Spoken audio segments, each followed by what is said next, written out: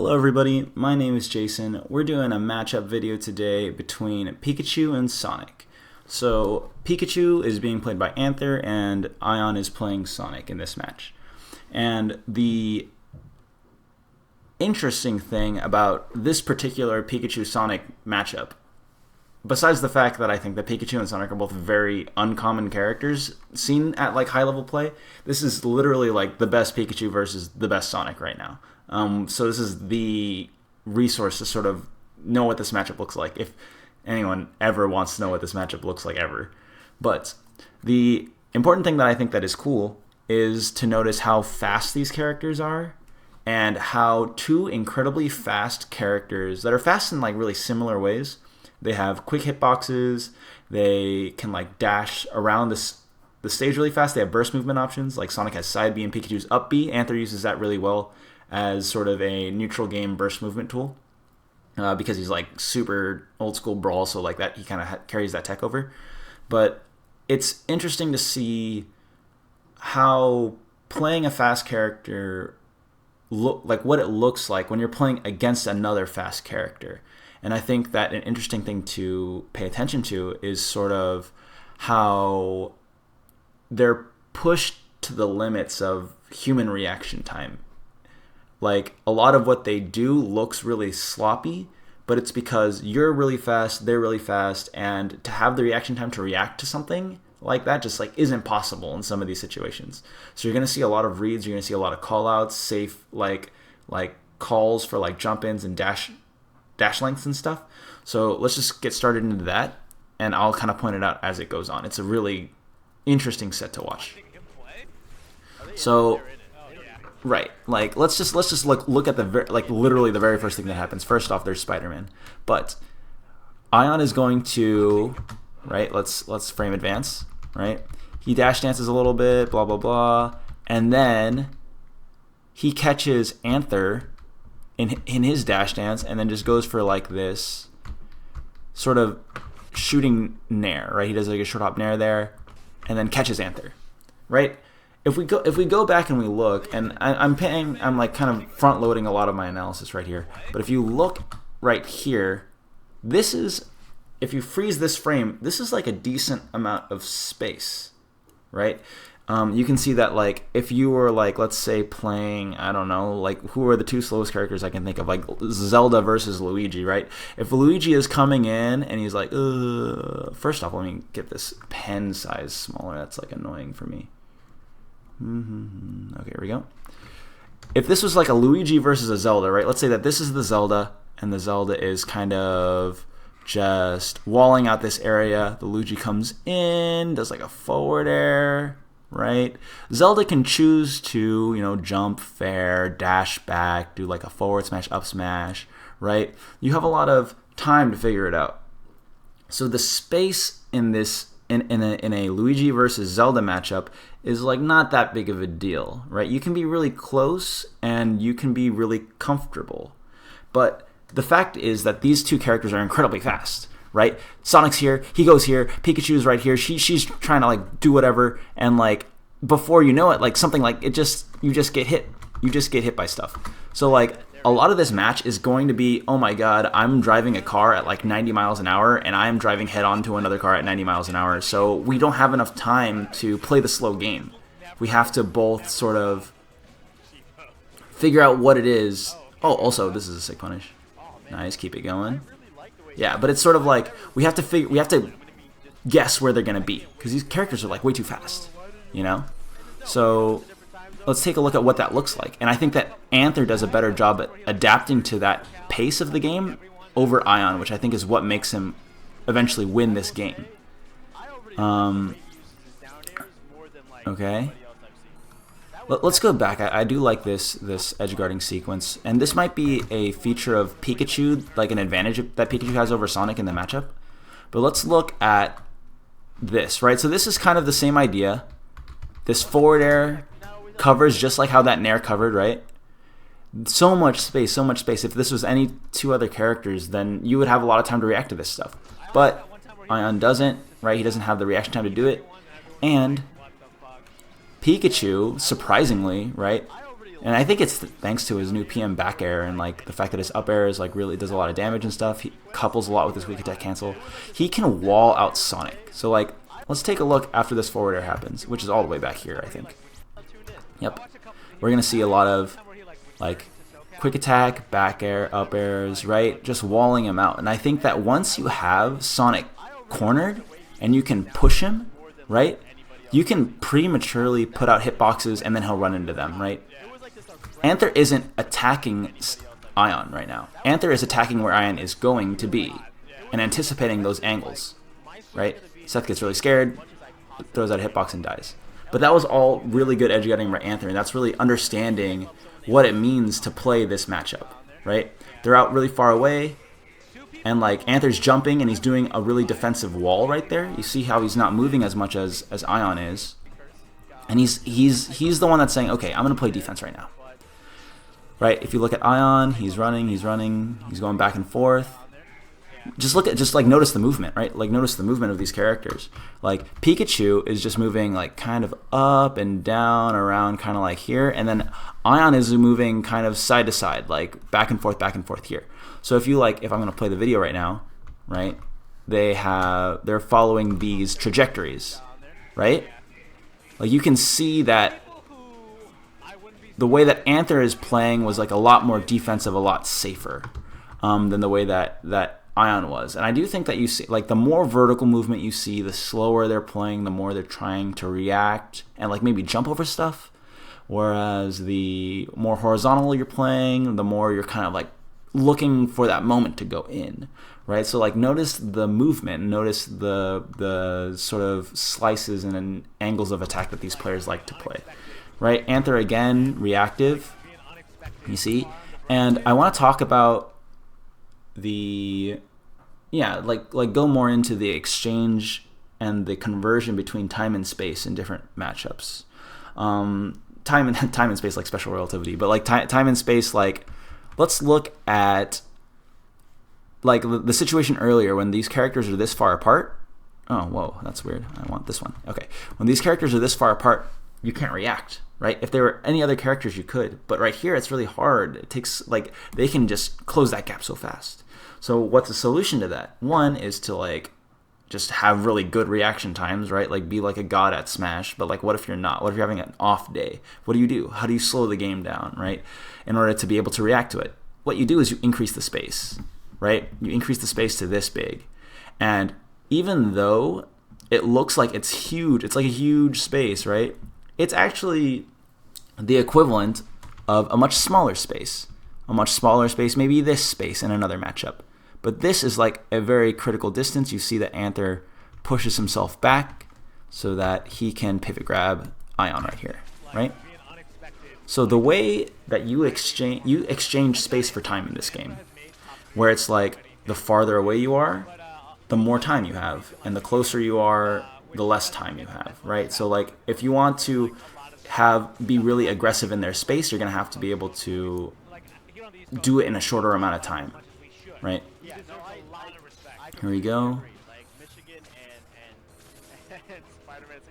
And like a lot of this is just calling out where they're gonna be, right? Anther slows it down. You see how he retreats. Like I'm not sure if this is like the matchup knowledge, but you know that like if you're at this range, like in this matchup, that's a dangerous range because Sonic can do like an invincible side B from ledge, right? He can just instantly go here and it's center stage and it's fully invincible if he does it right. So then Anther's like, oh shoot, that's an option. I'm jumping away, right? And the fact that Anther is making Aion, like he's forcing Aion to play really far away and like commit to these options is like, I don't know, let's see, this is a good combo. But yeah, like, and you can see that Aion just does the same thing back to him right here, right? This is like, you can see like these are like dash dance baits, but these are like really far away. Can you imagine if this was like Mario versus Pit or something, where it's like they're this far away and then Mario does like a short hop nair, right, from that far away, and then like, you know, he's gonna get stuffed. But it's like, it's okay in this matchup, right? It's okay to play farther away because you're both so fast. Not only are you fast, but they're fast too.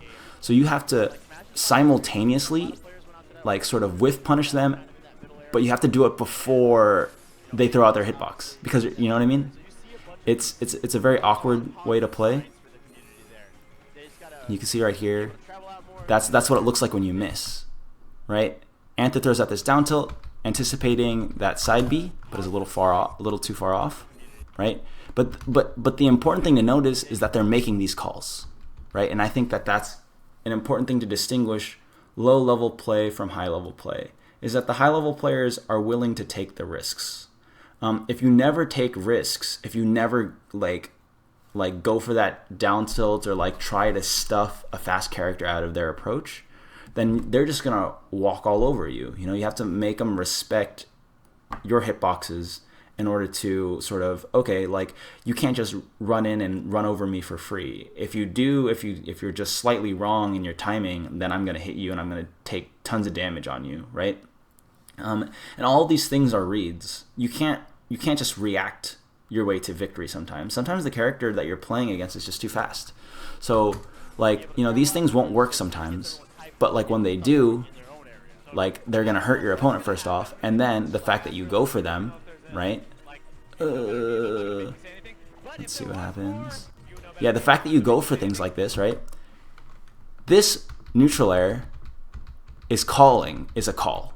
That neutral air is like not like, oh, a guaranteed follow up off of a rollback. No way, dude. There's no time. So what Anther does with this is he's like, okay, let's make a call. Let's make a call. I'm a good player and I'm willing to put my chips on the table. You know what I mean? You gotta gamble if you want to win. So what is the gamble here? Let's this is just like a text situation basically, right? He finishes his rollback. And Anther's like, okay, let's nair. What does this nair cover? This nair covers a dash in, which is potential to happen, right? If Aion stands up and shields, he can potentially cross up with it, and then the dash back is what he loses to, right? So there are situations here where it's not completely safe, but there are situations where you win big, and then there are situations where you lose. But the odds are stacked in his favor right here, right? So Anther decides, let's make the call. Let's call that he is going to dash forward or stand still, right? Seth actually does neither of those things. He dashes back, but because of, like I said, reaction time before, he dashes forward, gets hit by this thing, right? It's a jump in. So he gets stuffed by that, gets hit off. And these are like the little things. These are the little things that are going to make the difference. And it's a little different, and it's a little more intelligent than just blindly throwing at hitboxes. I don't want people to get the wrong idea and think that these players are just blindly throwing at hitboxes. Let's look at Anther's forward air from here, right? He's going to jump up here, waveland, and he does a forward air falling down, right? That forward air isn't random. That forward air is saying, okay, like if you dash in, then you're getting hit by this. You're getting sent up. If you dash out, then I take center and I can push you further, right? So the only real like solution in quotes is to be at this very specific range where you can whiff punish this forward air when he lands, right? Then like Aion will go and get a grab. So there are a lot of situations that are wrapped up into this one move, right? And this isn't like a super deliberate thing. A lot of this is happening unconsciously. Like you see right here, he goes here, and then Anther does this is just movement to center stage. He's like, I just want to go to center stage. Here, cover this, and then I zigzag into center stage, right? Here, boom, there. I get a lucky hit, right? And like sometimes it's lucky, but at the same time, it's like sometimes people don't go for the lucky stuff. If you're just the kind of person who sits out and just dash dances and waits for a whiff, you're going to lose to both of these players. These players have to make these calls. You know what I mean? And that's what's keeping them even in this game. I've been talking a lot about Anther just because I feel like Pikachu's movement is a lot easier to understand than Sonic's. But Seth is doing the same thing, Seth being Aion, right? So whenever you see a dash attacks are the epitome of high-risk, high-reward moves. If you hit a dash attack, like dash attacks can hit things that other moves can't, right? And when you miss one, you look like a big idiot. But like, let's look at what Aion does with this dash attack. right? Dash attack. Okay, dash dance is outside of the range of this down tilt. When's it coming? When's it coming? Here. Yikes. Let me see, dash dance here. Right. Let me just go back again so I can pause at the right time. Down tilt. Okay. So a dash attack, and this is super basic Smash again. I love talking about super basic stuff. But it's pretty much, you're this close, and we're going to exploit that space-time conversion thing again, where it's like when you are this close, you can think of space as the exact same thing as time. They have this much time to react to what you're going to do, right?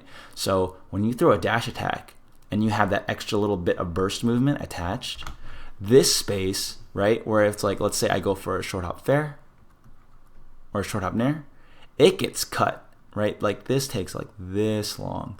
But if you do a dash attack, it's like boom, it's like really fast. So you catch them sleeping, right? And whenever you throw out a dash attack, and whenever you see a top player throw out a dash attack, pay attention. They're going for a call. They're saying, I don't think you're dash dancing as honestly as you think you are.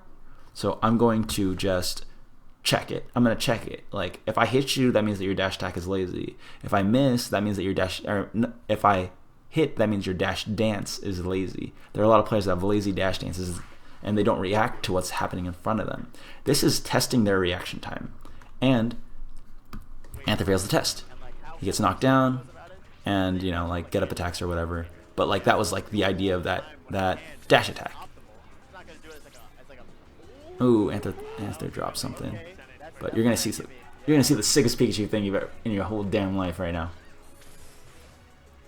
Ooh, and then oh my god, Anther is so cool. I'm sorry, Seth.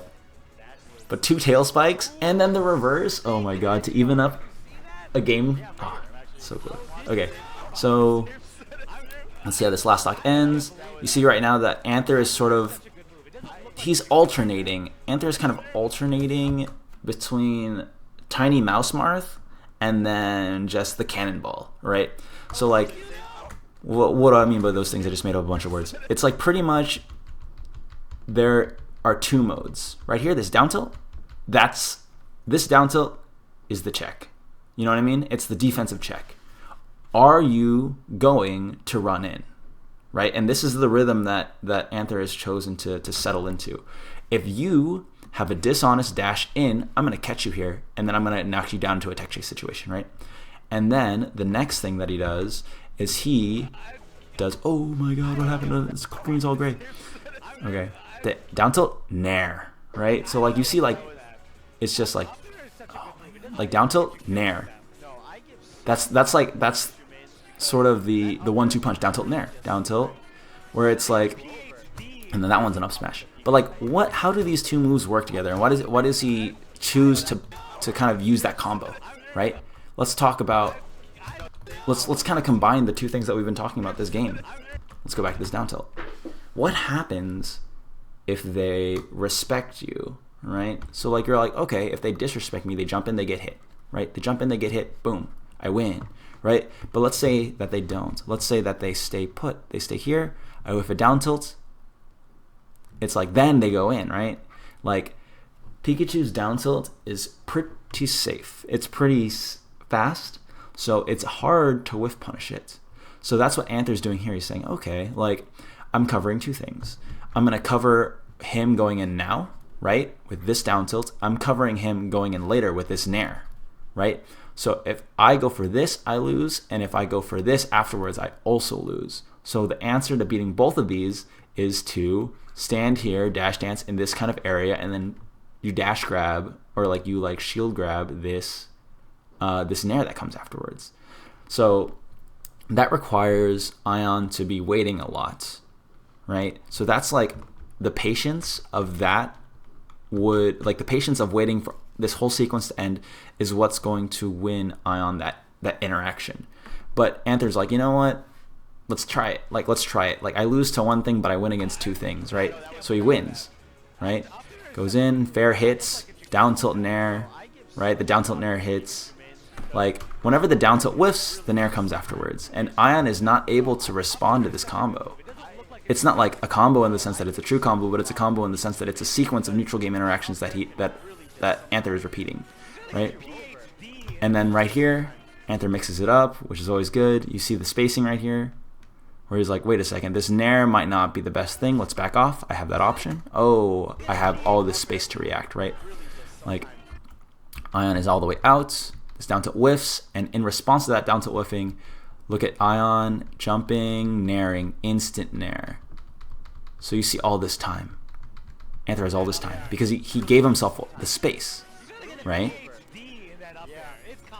And then that's like kind of like, oh my god, this is good too.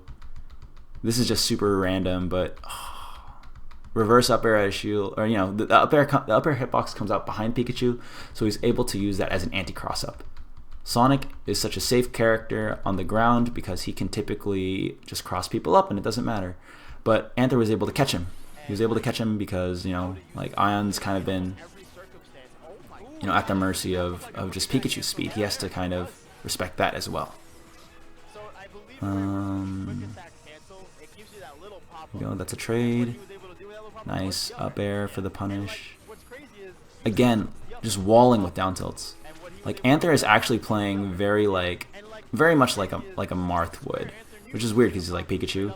You'd think about him going all crazy, but the fact that you're going against a Sonic means that you have the ability to kind of, like Sonic's gonna go in sometimes. Ooh, there you go, and that's the game. So and what actually took it was that same combo we were talking about earlier. Down tilt, right? Just in case he comes in. Oh, he didn't come in, but he's going to want to punish the down tilt. So let's jump and nair, right? And that's what wins him the game. So I think that that's a sort of one way to look at two quick characters going at it at a high level. You have to sort of, the faster a character you play, you have to either be really good at reacting and be really solid and focused about that, or you acknowledge the fact that you can't do that, right? I can't do that. I personally have really bad reaction times, and if I play a fast character, that's a lot of what I'm doing is I'm covering things. If I'm a fast character playing against another fast character, you want to cover options whether they come in, and you want to realize that they're trying to do the same thing. So it becomes a huge mix-up game, and I think that the mix-up game is very important and it's indicative of high-level play. Is when you're both going for reads, when you look at these hits and you're seeing that moves whiff, but you know exactly why they whiff. Just because a move whiffs doesn't mean it's a bad move. If it whiffs and you didn't know why you threw out the move in the first place, then it's bad. But if a player is going for something, it's always respectable in some sense. So that's the end of that, and we'll see you in the next one.